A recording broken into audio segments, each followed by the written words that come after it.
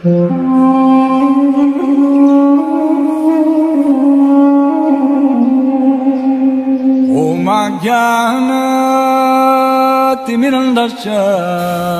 I am stressing. तो बात हो रही थी कुंती महारानी की। जब कुंती महारानी ने देखा कि भगवान कृष्ण भयभीत है, तो कुंती महारानी भ्रमित हो गई थी कि ये कैसे, भगवान कैसे भयभीत हो सकते हैं। तो इसलिए कुंती महारानी कह रही है कि कृष्ण आपकी ये लीला मुझे मोहित कर रही है कि आप जिनसे स्वयं काल भी डरता है, काल भी भयभीत रहता है, वो स्वयं आज यशोदा माँ से भयभीत है। क्यों भयभीत है? क्योंकि भगवान अपने भक्तों को आनंद देने के लिए कुछ भी कर सकते हैं। भगवान अपने भक्तों को प्रसन्न करने के लिए, उन्हें आनंदित करने के लिए भगवान कुछ भी करने के लिए तैयार हो जाते हैं। अर्जुन को आनंद देने के लिए भगवान उसके सारथी बन गए। और जब बच्चा डरता है तो माँ उससे ज़्यादा प्यार करती है और उसे स्नेह देती है, ज़्यादा अफेक्शन देती है माँ उसे। और भगवान इसीलिए भयभीत थे, अपनी माँ का प्रेम बढ़ाने के लिए, कि ताकि भगवान कृष्ण के प्रति माँ यशोदा का प्रेम जो है और बढ़ जाए। तो इसलिए कुंती महारानी कह रही है कि ये भगवान एक्टिंग नहीं कर रहे। कोई सोच सकता है कि शायद भगवान एक्टिंग कर रहे हैं, लेकिन कुंती महारानी कह रही है भगवान ये एक्टिंग नहीं कर रहे। और प्रभुपाद भी अपने परपोर्ट में लिख रहे हैं कि कृष्ण सुप्रीम है, ना तो कोई उनके समान है, ना ही कोई उनसे बढ़कर है। मगर महाप्रभु कह रहे हैं नहीं, भगवान से सुपीरियर भी कोई है। प्रभुपाद अपने तात्पर्य में लिख रहे हैं कि भगवान से सुपीरियर कोई नहीं है, लेकिन महाप्रभु कह रहे हैं भगवान से भी कोई सुपीरियर है। भगवान से सुपीरियर है प्रेम। वो प्रेम जो भगवान को भी भयभीत होने पर मजबूर कर देता है। यशोदा मैया का प्रेम ही था जो भगवान को रस्सी से बांध रही थी। यशोदा मैया का ये प्रेम ही था जो छड़ी लेकर भगवान के पीछे भाग रही थी। तो भगवान से भी बढ़कर भगवान के भक्तों का भगवान के प्रति प्रेम होता है, और वो प्रेम भगवान को भयभीत होने पर मजबूर कर देता है। वही प्रेम भगवान को डांस करने के लिए मजबूर कर देता है। उसी प्रेमवश भगवान अर्जुन के सारथी बने, और वही प्रेम जो आज भगवान कृष्ण गोपियों के सम्मुख थोड़े से मक्खन के लिए नाच रहे हैं, उसी प्रेम से मजबूर होकर भगवान कृष्ण थोड़े से माखन के लिए, गोपियाँ कहती है तभी आपको माखन मिलेगा अगर आप नाच के दिखाओगे, तो भगवान नाचने के लिए तैयार हो जाते हैं। तो वो किस लिए? प्रेमवश। तो भगवान से बढ़कर महाप्रभु कह रहे हैं कि भगवान से बढ़कर प्रेम है। भक्तों का भगवान के प्रति जो प्रेम है वो भगवान से भी बढ़कर है। भगवान ऐसा मानते हैं कि मेरे भक्तों का प्रेम मुझसे भी बड़ा है। इवन प्रेमवश जब नंद बाबा कहते हैं कन्हैया जाओ मेरी चप्पल लेकर आओ, तो भगवान छोटे से बालक नन्हे से तो नंद बाबा की चप्पल उठा के लेके आ रहे हैं। स्वयं भगवान वो नंद बाबा की चप्पल लेके आ रहे हैं। तो इसी सब ये जो है प्रेमवश है। तो इसलिए प्रभुपाद लिख रहे हैं कि यदि आप कृष्ण से प्रेम करेंगे तो कृष्ण आपकी मुट्ठी में है। अगर आप चाहते हैं कि कृष्ण आपकी मुट्ठी में हो तो क्या करना होगा? भगवान कृष्ण से प्रेम करना होगा। वो पूरी तरह से आपके कंट्रोल में हो जाएंगे अगर आप भगवान कृष्ण से प्रेम करेंगे। यही भक्ति है, यही डिवोशन है। भगवान से प्रेम करना ही सबसे बड़ी भक्ति कहा जाता है। और यही बताने के लिए महाप्रभु आए थे। हम भगवान को कंट्रोल कर सकते हैं कैसे, और भगवान को कंट्रोल करना ही एक भक्त का लक्ष्य है। आप कहेंगे ये क्या बात हुई, भगवान को कंट्रोल करना, भगवान को वश में करना एक भक्त का एम है। क्यों भक्त का ये एम है? क्योंकि भगवान कृष्ण हमारे कंट्रोल में है। भगवान कृष्ण अपने भक्त के कंट्रोल में होना चाहते हैं। भगवान चाहते हैं कि मेरा भक्त मुझे कंट्रोल करे। तो इसलिए एक भक्त का लक्ष्य यही है कि भगवान को कंट्रोल करना। तो हम लोग ये सॉन्ग कर रहे थे, उसकी अगली लाइन थी परामृष्टमत्यंत तो द्रुत्य गोप्या। तो द्रुत्य का मतलब है बहुत फास्ट। यशोदा माता बहुत तेज भाग रही है, मगर फिर भी वो कृष्ण को नहीं पकड़ रही।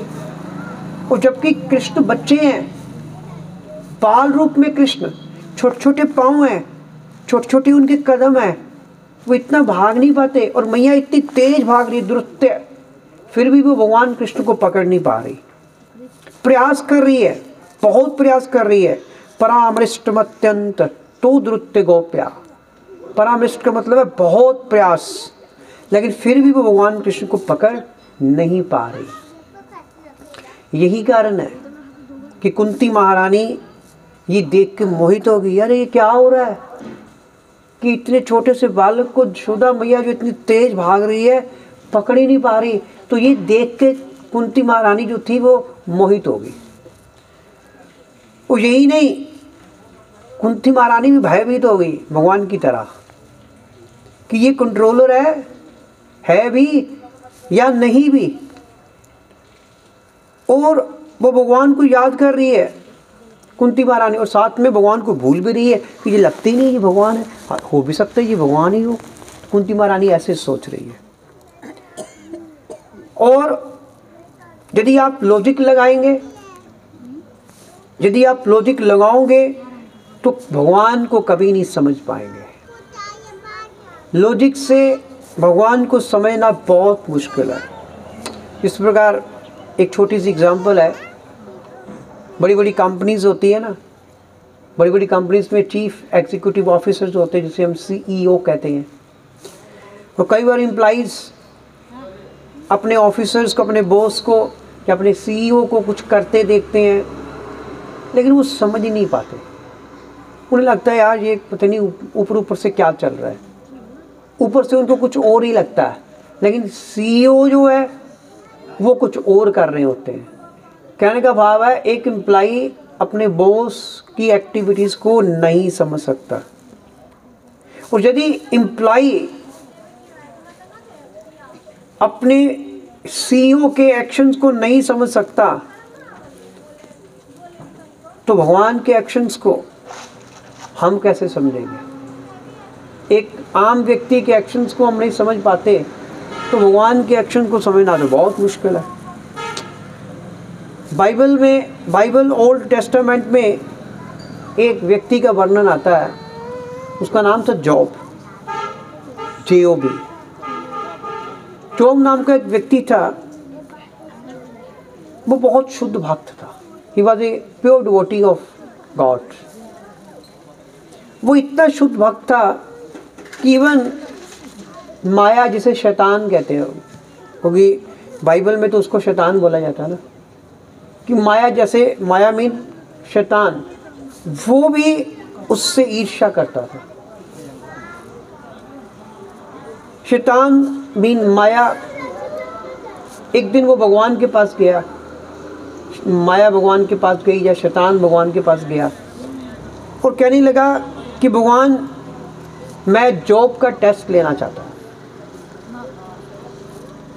तो भगवान ने कहा, गॉड ने कहा कि एक फेवर करना कि बस इसे मारना मत, तो उस माया ने या शैतान ने कहा कि ठीक है, मैं उसे मारता नहीं हूँ। जोब इतना शुद्ध भक्त था कि हर समय भगवान से प्रार्थना करता था, प्रे करता रहता था। शैतान ने क्या किया, उसका टेस्ट लेने के लिए उसकी फैक्ट्री में आग लगा दी। उसके पास कुछ खेत भी थे, शैतान ने उसके खेतों को भी जलाकर राख कर दिया। उसका एक इकलौता पुत्र था, शैतान ने उसके पुत्र को भी मार दिया। शैतान ने उसकी वाइफ का भी एक्सीडेंट करवा दिया, उसकी वाइफ भी चली गई, वो भी मर गई। और स्वयं जॉब को एक बहुत ही भयानक बीमारी लग गई, सीरियस डिजीज। उसके सारे शरीर पर फोड़े हो गए, फिंसियाँ हो गई, पस निकल रही है, बदबू आ रही है, स्मेल आ रही है। इतनी स्मेल आ रही है कि कोई पास में से दूर से भी नहीं गुजर सकता था।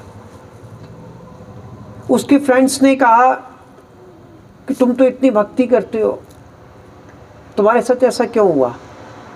अगर तुम्हारे साथ ऐसा होना ही था, तुम इतनी भक्ति फिर करते ही क्यों? तुम्हारे भगवान ने तुम्हारे लिए किया ही क्या है? मगर उसने कहा कि नहीं, मैं अपने भगवान का गुणगान तो अवश्य करूंगा। तभी भगवान प्रकट हो गए, लेकिन इससे पहले अपने दोस्त के बहकावे में आके बात का तो असर हो ही जाता ना कि तू भगवान की भक्ति क्या कर रहा है, खा गए तेरी भक्ति का फायदा, भगवान ने तेरे साथ इतना कुछ कर दिया। तो उसके मन में एक थोड़ा सा विचार आ गया कि भगवान मेरे साथ ऐसा हो ही क्यों रहा है, मेरे साथ ही ऐसा क्यों हो रहा है। बस इतना सा उसके मन में विचार आया कि मेरे साथ ही ऐसा क्यों हो रहा है। भगवान प्रकट हो गए और बोले कि मैं तुमसे प्रसन्न नहीं हूं। पहले भगवान प्रसन्न थे जब उसके फोड़े निकल रहे थे, अब भगवान कह रहे कि मैं तुमसे प्रसन्न नहीं हूं। तुमने ये प्रश्न ही क्यों किया कि मेरे साथ ही ऐसा क्यों हो रहा है? क्या तुम मेरे एक्शंस को नहीं समझते हो? भगवान ने कहा कि मेरे भक्त तो मेरे एक्शंस को समझते हैं। तो भगवान ने कहा कि तुमने मेरे एक्शंस को समझा नहीं है। भगवान, अगर आपकी लाइफ पे कोई प्रॉब्लम्स आ रही है तो भगवान आपके कर्मों का हिसाब किताब खुद फिर देखते हैं, भक्त की लाइफ में सिर्फ। तो भगवान ने कहा कि तुमने ऐसा पूछा ही क्यों? इसलिए यदि आप भगवान को समझना चाहते हो तो हमें क्या करना पड़ेगा? हमें सबसे पहले अपने हृदय को शुद्ध करना होगा भक्ति के द्वारा। जब तक हम भक्ति के द्वारा अपने हृदय को शुद्ध नहीं करेंगे तब तक हम कभी भी भगवान को नहीं समझ सकते। और भक्ति की शुरुआत कहाँ से होती है, कोई बता सकता है? हरे कृष्ण महामंत्र के जपने से। हरे कृष्णा कृष्णा कृष्णा हरे हरे, हरे राम राम राम हरे हरे। तो अगर आप हरे कृष्ण महामंत्र का चार्ट करेंगे, हरे कृष्ण महामंत्र को जप करेंगे, तो कुछ समय के बाद भक्ति रूपी जो ज्ञान है भगवान कृष्ण की कृपा से स्वतः ही आपके हृदय में प्रकट होगा। हरे कृष्णा। श्रील प्रभुपाद की जय। निताई गौर प्रेमानंद। हरि हरि बोल।